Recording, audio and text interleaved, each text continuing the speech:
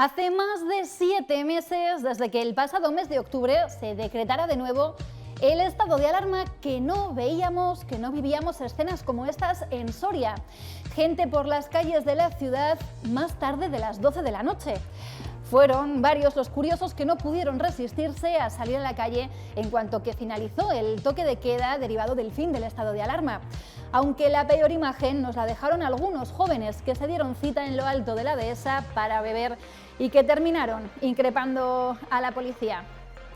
Hay que remontarse a los meses del verano pasado para recordar imágenes como estas. Gente por las calles de Soria más tarde de las 12 de la noche. ¿Qué tal están? Muy buenas tardes. Sin duda, esta es una de las imágenes que nos deja el fin de semana, y en el programa de hoy vamos a estar también muy pendientes de cuáles son las restricciones que siguen y cuáles no en vigor, porque lo cierto es que han surgido muchas dudas. Sin embargo, la peor escena o las imágenes más desagradables del fin de semana no tenían que ver con el fin del estado de alarma, sino con el Club Deportivo Numancia. En el partido que disputaron ayer, a pesar de ganar, pues el Numancia ha descendido otra categoría, y cuando finalizaba el partido veíamos unas imágenes bochornosas. Algunos aficionados increpaban a los jugadores a su salida del campo de los Pajaritos, a la salida del estadio, y después se formaba una situación que no acabamos de entender, en donde algunas personas afines a uno de los jugadores decidieron volver a las inmediaciones del campo para enfrentarse con los aficionados. Esto es lo que sucedió.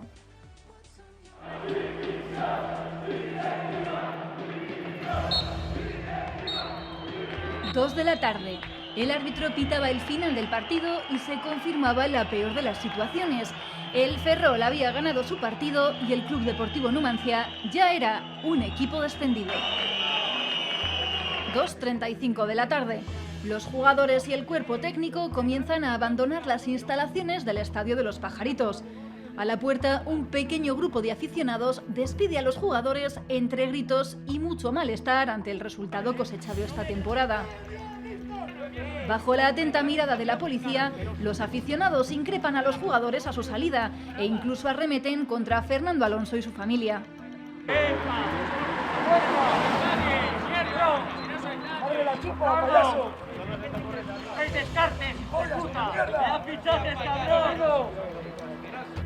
Cuando sale Moja, algunos de los aficionados incluso golpean su coche y corren detrás de él.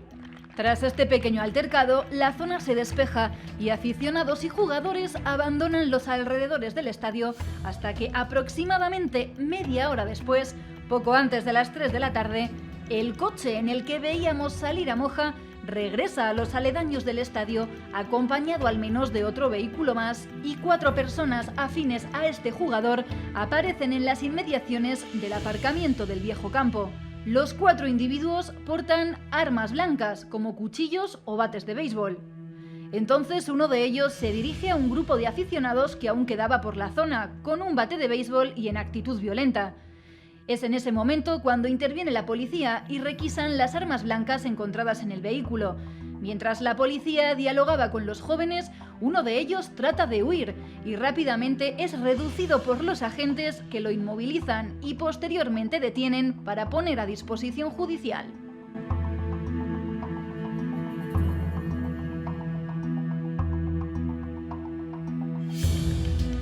El altercado se saldó con esa detención y con mucho malestar por parte de la afición. Poco después, el club emitió un comunicado tratando de desvincularse de los hechos, aunque en las imágenes se ve claramente al jugador involucrado.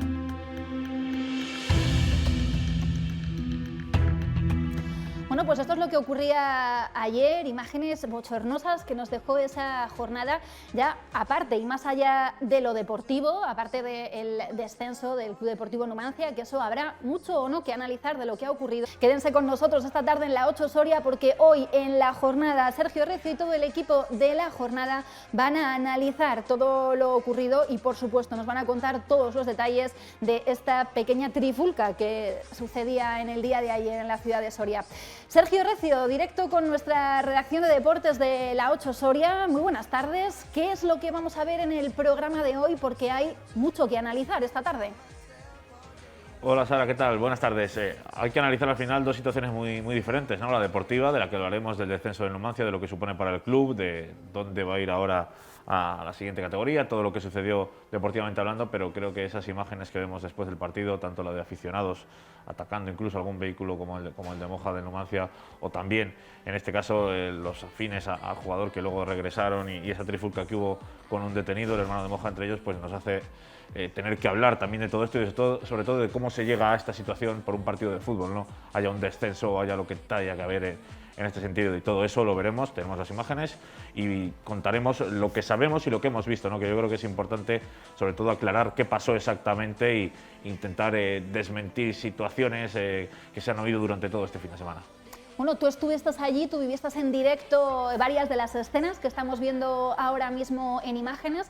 Como decimos, muy reprobable la actitud de algunos de los aficionados que estuvieron increpando a los jugadores a su salida del Estadio de los Pajaritos, pero es que creo que la prensa, que compañeros de la prensa, incluido tú, Sergio, también recibisteis, ¿no?, algunos comentarios e incluso insultos por parte de los aficionados. Sí, hay un momento que todo el que pasaba por delante de esa zona al abandonar el estadio, porque es la zona del parking, pues recibió insultos y, por desgracia, mi compañero y yo también recibimos varios insultos. No es agradable, no creo que, al margen de lo que suceda, nadie deba ser insultado, increpado o amenazado. Creo que los medios de comunicación intentamos hacer el trabajo lo mejor posible, no vamos a gustar nunca a todo el mundo, vamos a decir cosas que pueden sentar mal, sentar bien, pero creo que en ningún momento nada justifica que alguien reciba un insulto o una amenaza de ninguna parte. Intentamos hacer el trabajo lo mejor posible, aceptamos las críticas, por supuesto, hacemos muchas cosas mal, hacemos muchas cosas bien, pero yo creo que llegar a ese punto es demasiado, porque lo decía en Onda Cero esta mañana, al final yo creo que más que incluso que el que recibe el insulto, cuando se enteran amigos, se enteran familiares, esa gente es la que realmente lo pasa mal con esto, ¿no? Porque no han estado allí ni saben lo que pasa, y por eso yo creo que no hay que llegar a esos puntos. Bueno, hay un cabreo notable, ¿no?, por parte, aunque sea de una parte de la afición, que se dejó ver, pero está claro que en ningún caso, yo creo que a los compañeros y a cualquiera que está haciendo su trabajo hay límites que no hay que sobrepasar. A partir de las 5:20 de esta tarde en la jornada, todo esto y mucho más, porque vaya fin de semana también en lo deportivo, Sergio. Sí, muchas cosas que contar y, por supuesto, evidentemente, hablaremos del rumbo deportivo de Numancia y de otras muchas cosas más en materia polideportiva en la jornada, como hacemos siempre, como les repito, intentando contar siempre lo que pasó de la mejor forma posible. Pues muchísimas gracias, Sergio, y muchas gracias por tu trabajo, por estar este fin de semana al pie del cañón, como siempre, y por contárnoslo y ofrecernos el mejor análisis esta tarde a partir de las 5:15. Hasta luego, compañero.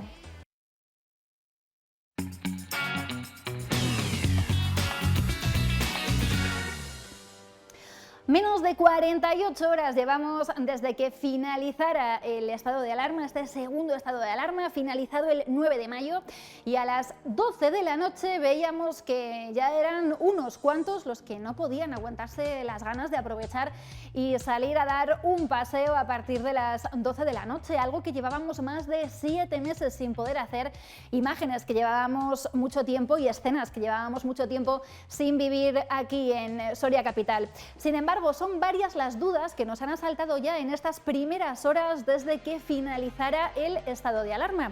¿Hay toque de queda? ¿Es a las 12? ¿Puedo entrar en el interior de los bares? Bueno, muchas las dudas que nos habéis hecho llegar, y hoy vamos a tratar de aclarar cuáles son esas restricciones que se mantienen y cuáles las que se han eliminado.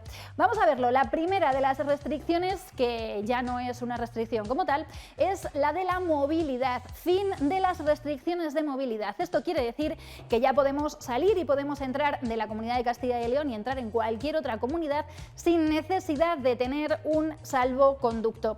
También finaliza el toque de queda. Recordad que aquí en Castilla y León estuvo marcado en las 10 de la noche y que han sido muchos los meses en los que a esa hora teníamos que estar en casa. Bueno, pues ahora ese toque de queda no existe, y con lo que nos confundimos es con la hora a la que a partir de ahora van a cerrar los bares o va a cerrar la hostelería, que será las 12 de la noche. Que la hostelería cierre a las 12 de la noche no quiere decir que nosotros nos tengamos que ir a casa. Puedes salir a darte un paseo o puedes ir a sacar al perro o incluso pues a hacer footing o running por la noche, que mucha gente era aficionado a hacerlo a esas horas y llevan muchos meses sin poderlo hacer. Sin embargo, la hostelería, por ejemplo, aquí en Soria, va a continuar con el interior cerrado, porque eso va a depender de la incidencia por 100.000 habitantes, así que puede ir cambiando a a lo largo de las semanas, pero el horario será hasta las 12 de la noche. Y por último vemos que no hay límite en el aforo de las reuniones, ni en los templos, es decir, en los lugares religiosos, ni en las reuniones privadas. O sea que ahora, pues si quieres hacer una comida en casa o una cena, pues bueno, pues ya no hay un límite que nos obligue el estado de alarma a no poder juntarnos más. Por supuesto, el sentido común y la precaución pues se sigue sobreentendiendo, pero ya no hay una limitación obligada por ley. ¿Y qué ocurre con las mascarillas? Que es otra de las grandes dudas que nos habéis planteado. Bueno, pues muy importante, su uso sigue siendo obligatorio en los interiores y lo único que ha cambiado es que no es obligatoria utilizarla en los espacios naturales. Es decir, que si nos vamos al Cañón del Río Lobos a dar un paseo, o que si nos vamos a la Fuentona, o que si vamos a estar por el monte, porque salimos a buscar esas setas de primavera, no va a ser necesario en ese paseo por el monte que llevemos la mascarilla. Pero una vez más, bueno, pues siempre con precaución y depende de con quién vayáis y cuánta gente os juntéis. Esto ya son consejos míos, pero lo que dice la ley ahora mismo es esto. Esas son las restricciones que se mantienen en pie y las que no, fundamentalmente esa restricción de la movilidad que desaparece y ese toque de queda que ya no nos obliga a irnos a las 10 de la noche a casa. En cualquier caso, todas las dudas que tengan a lo largo de esta semana, ya saben que nuestros teléfonos están a su disposición, al igual que nuestras redes sociales, para que nos podáis preguntar, que desde aquí estaremos encantados en contactar con los especialistas, con los expertos pertinentes que respondan todas esas dudas que os puedan surgir. Bueno, y ahora vamos a viajar un poquito por la provincia y nos vamos a ir hasta Zayas de Bascones para visitar una de las bodegas, una de las viñas, mejor dicho, de Vitis Navarra. Allí producen la uva para uno de los vinos más exclusivos de nuestro país y además durante esta semana pasada organizaron unas jornadas de aprendizaje sobre agricultura ecológica. Allí estuvo nuestra compañera Irene Rodríguez y no se quiso perder absolutamente nada. Vitis Navarra es una de las empresas referentes en la investigación en el mundo del vino. Es en concreto una de las proveedoras de Vega Sicilia, la bodega que elabora el vino más caro de España, y nosotros nos hemos venido hasta su plantación de 800 hectáreas en Zayas de Torre.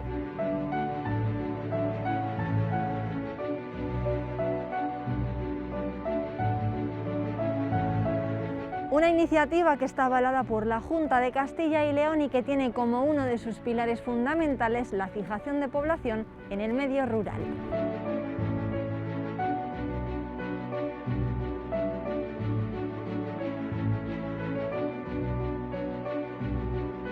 Bueno, este proyecto se enmarca dentro de las jornadas de iniciación al cultivo de vid ecológica, ¿no, Marta? Marta, tú eres una de las participantes que ha decidido unirse a esta iniciativa porque eres viticultora. Cuéntanos un poco por qué te parece a ti interesante. Así es, pues mira, me parece que la tendencia del sector es hacia la viticultura ecológica. Ya muchos países europeos van a exigir que la producción vinícola sea ecológica, entonces creo que aquí en España es el momento de comenzar esa transformación, concienciarnos de la necesidad y de todo lo bueno que aporta a nuestra tierra y al consumidor la producción ecológica. ¿Qué le puede suponer a una persona que se dedica a la vitivinicultura, al cultivo de la vid, a la obtención de vino, este tipo de cultivos? A ti, por ejemplo, que eres de aquí de Zayas. Bueno, pues supone unos cambios a la hora de trabajar la viña. Eliminar todo lo que son los compuestos químicos y hacer una viticultura mucho más natural y aprovechando los recursos del entorno y respetando el medio ambiente. Entonces, bueno, a lo mejor implica un cambio de mentalidad a lo que estamos acostumbrados, pero al final a un medio y largo plazo va a merecer la pena, tanto a la hora de llevar o sacar la producción al mercado como a la hora de cuidar el entorno y los recursos naturales que nos rodean. Pues eso es lo gracias. interesante. Muchas gracias. Gracias a vosotros.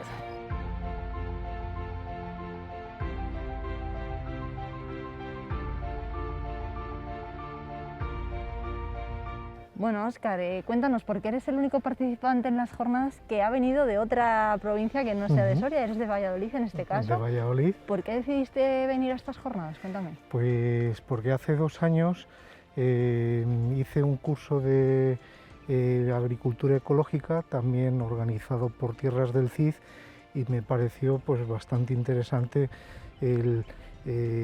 las jornadas que se hicieron y el compromiso que tiene la provincia de Soria para meterse en el mundo vitivinícola. Y hace pues unas semanas me llamaron que si quería hacer el curso de viticultura ecológica. ¿Qué te parece la Ribera del Duero soriana? Pues me parece muy interesante, me parece que estáis en un entorno inigualable dentro de la comunidad de Castilla y León. Los parajes pues son sorprendentes.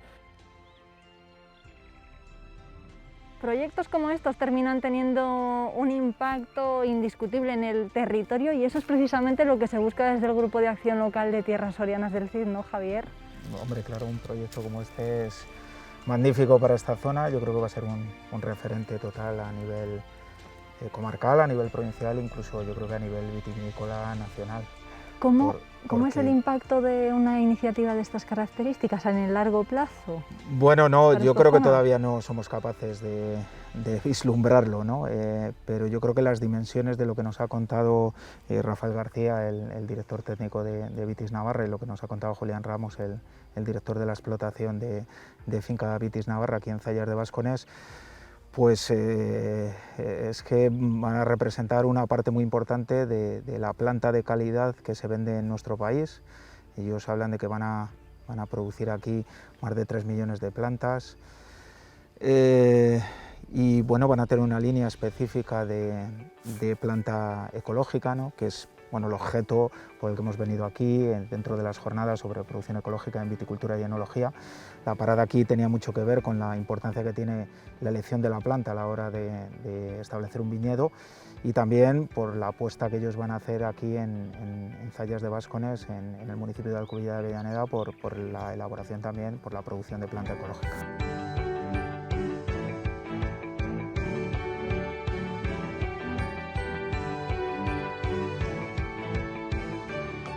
Vitis Navarra ha traído hasta la provincia de Soria uno de los proyectos de vitivinicultura más ambiciosos, podríamos decir, Rafael, del mundo. Sí, es un proyecto muy singular, muy singular. Explícanos cómo son vuestras hectáreas, porque me acabas de mencionar que esto es como una especie de arca de Noé del mundo del vino, ¿no? Sí, la finca Vitis Navarra podríamos decir que es un reservorio de material vegetal de vid, es un arca de Noé.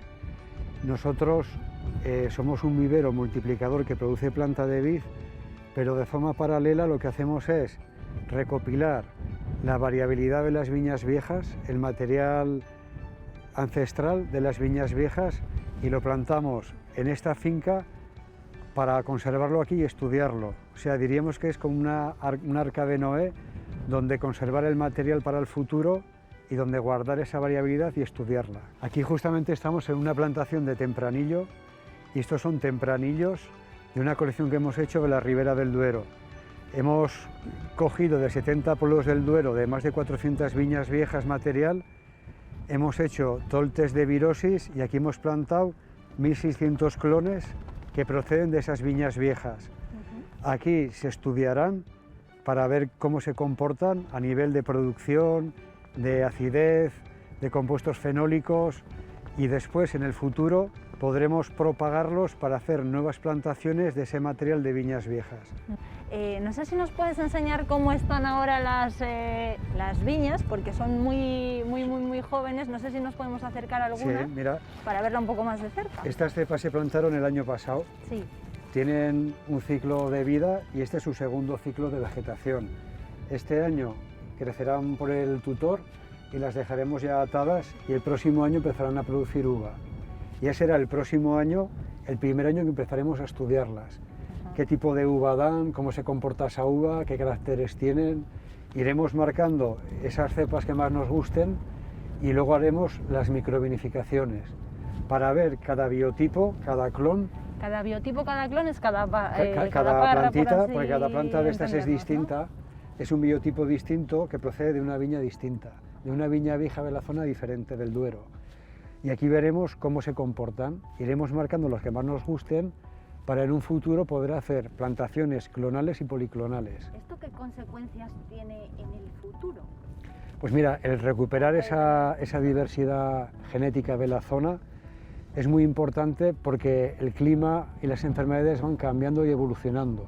Entonces, cuanta más diversidad tenemos aquí reunida, más fuerte es la variedad, porque los individuos, como son diferentes, podrán hacer frente a nuevas enfermedades o nuevos cambios climáticos. Si fuera todo igual, con una enfermedad nueva podrían morir todas. Exactamente. Si son biotipos distintos, podemos seleccionar lo que mejor se adapta a cada zona. Por eso es muy importante recuperar la diversidad genética del viñedo viejo y guardarla en plantaciones jóvenes. Pues Rafael, muchísimas gracias. A vosotras, muchas gracias.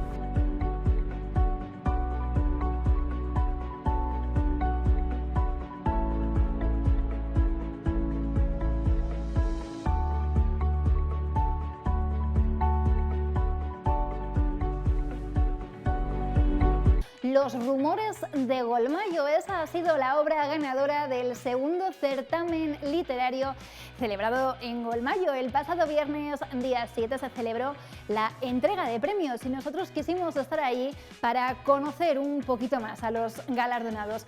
Pasan apenas 3 minutos de las 5 de la tarde, les invitamos a quedarse en esta recta final de nuestro programa de hoy, donde finalizamos precisamente hablando de cultura y de todas aquellas iniciativas que los ayuntamientos de los diferentes municipios de nuestra provincia continúan potenciando y apoyando para que la cultura no se frene.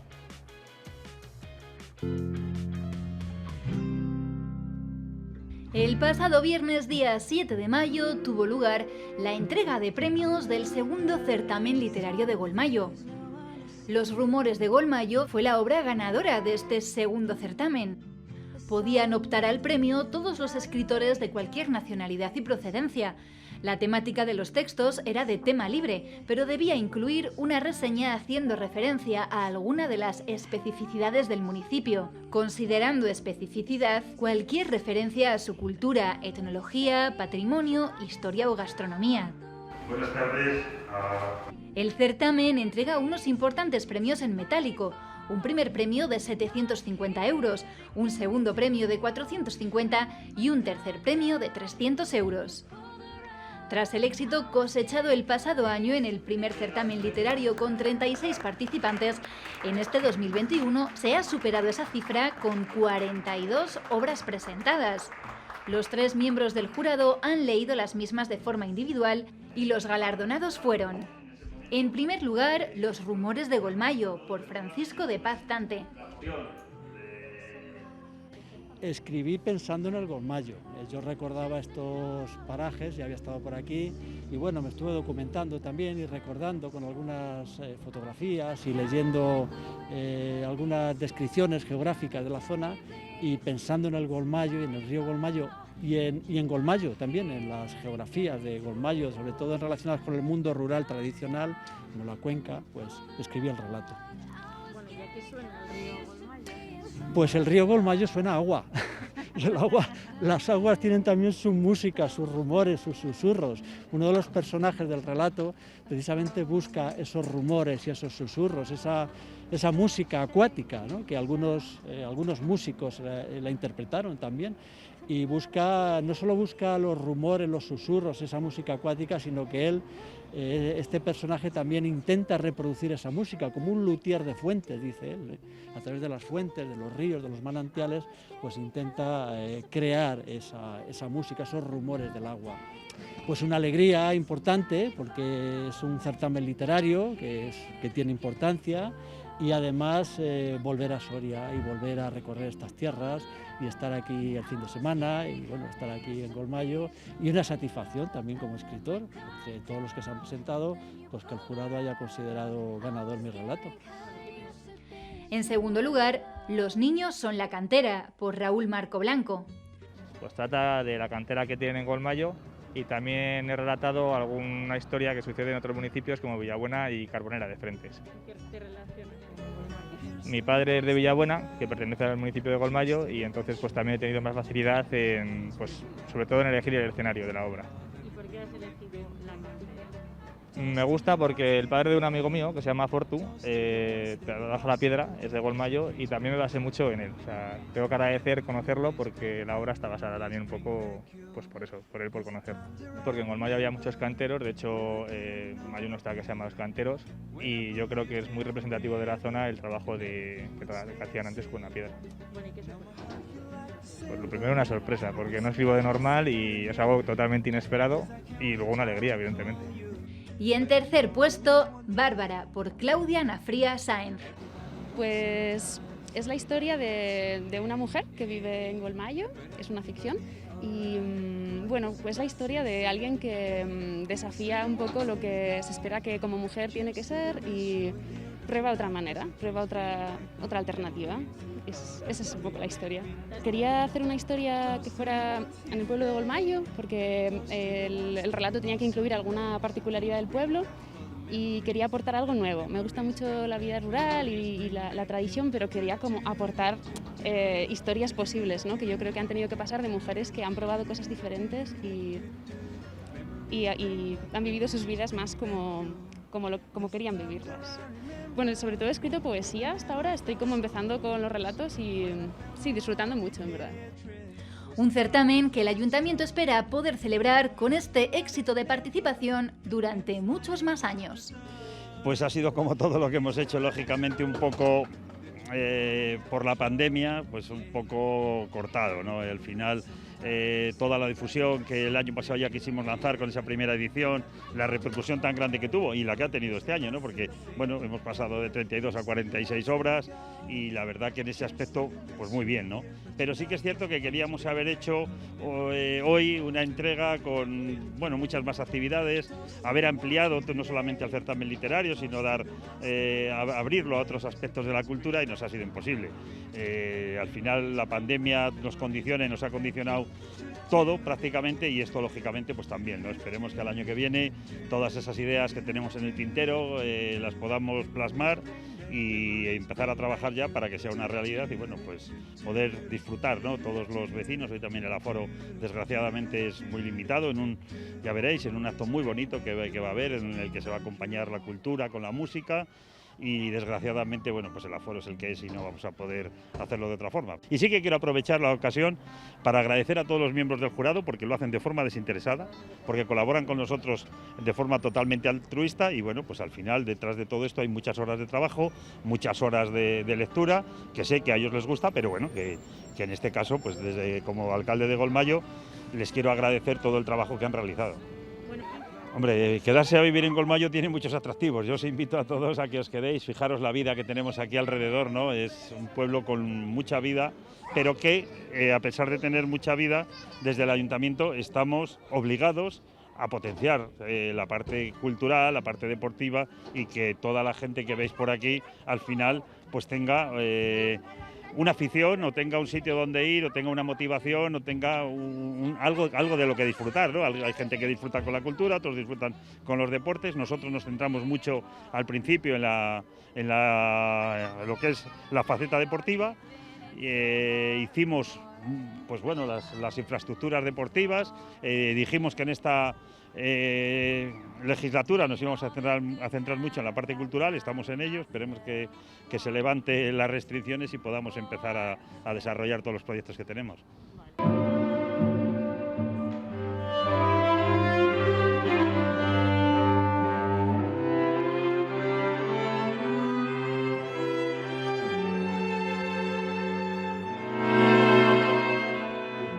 Pues eso deseamos todos sin duda, que se puedan volver a realizar con más normalidad todo este tipo de actos y de actividades. Qué bonito y qué terapéutico es esto de escribir. Uno de mis sueños así de futuro es escribir mi libro. Fíjate, ya os hablaré más de esto en otro momento. Bueno, ¿por qué? Porque ya son las 5:10 de la tarde, tenemos prácticamente que despedirnos, pero recordad que en apenas 10 minutitos comienza la jornada con Sergio Recio, con todo su equipo de analistas y de tertulianos, con un programón hoy el que tienen por delante, donde van a analizar todo lo que ocurrió ayer en ese partido del Club Deportivo Numancia y también después con esas bochornosas imágenes que veíamos al comienzo de nuestro programa de hoy. Pero eso sí, antes de despedirnos nos vamos a ir en riguroso directo hasta el nuevo hospital de Soria, el Hospital La Torre, el hospital privado que hoy día 10 de mayo ha abierto sus puertas. En directo tienen la señal de esa rueda de prensa que están ofreciendo en estos momentos, como os digo, en directo, en este primer día de apertura. Lo escuchamos. En ningún caso ser una competencia, sino simplemente pues estamos ahí en lo que podamos ayudarles en esta época que nos ha tocado vivir, sobre todo de COVID. Si podemos ayudarles y colaborar con ellos, pues para eso estamos, ¿no? Estamos para intentar ampliar un poco las expectativas sanitarias de todos los sorianos y de la población en general que quiera venir con nosotros.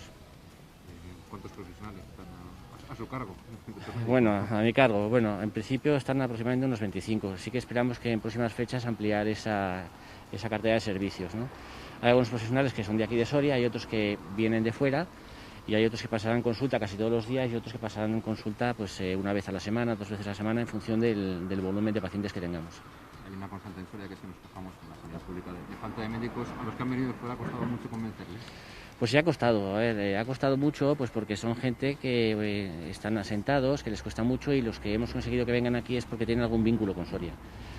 O tienen familias con sorianos, o son sorianos y han tenido que emigrar, ¿no? como tantos otros, y sí que les hacía ilusión que poder venir aquí a prestar sus servicios, ¿no? Entonces, bueno, ha sido realmente difícil, pero al final lo hemos conseguido y estamos satisfechos por ello. Hablamos de no sé cuántas camas, quirófanos, un poquito con él. Sí, pues bueno, tenemos una planta de hospitalización que cuenta con 18 habitaciones, en total tenemos capacidad para 29 camas. Tenemos 3 quirófanos, 2 de ellos son... Bueno, pues ahí lo estabais escuchando, estas son las palabras de directivos y responsables de este Hospital La Torre, que comienza hoy su andadura, hoy ha abierto por primera vez sus puertas y viene para ser un apoyo a la sanidad soriana. Conoceremos mucho más acerca de este hospital, de todas las especialidades que abarca y de cómo ha sido este proyecto de apertura a lo largo de los próximos programas. Aquí ya lo saben en 8 Magazine Soria, que estaremos también muy pendientes. Bueno, pues ahí lo veíais, imagen en directo. Les contamos desde aquí, desde este programa, lo que está ocurriendo en su ciudad sin necesidad de que ustedes se muevan de casa. Con esto ya sí que sí, me tengo que despedir. Nos quedamos sin tiempo, 5:15 de la tarde. Ponemos el punto y final a esta tarde de lunes, pero no se muevan, no se despeguen del televisor, porque en apenas 5 minutos llega Sergio Recio con todo el equipo de la jornada, con sus analistas, con sus tertulianos, para hablar de todo lo que ocurrió en la jornada de ayer, de la dificilísima situación en la que está y en la que se queda el Club Deportivo Numancia y también de esas bochornosas imágenes de ese enfrentamiento, del entorno de uno de los jugadores con parte de los aficionados que se producía ayer tras el partido. Con esto nos despedimos, se quedan con el deporte, feliz tarde, mañana más, adiós.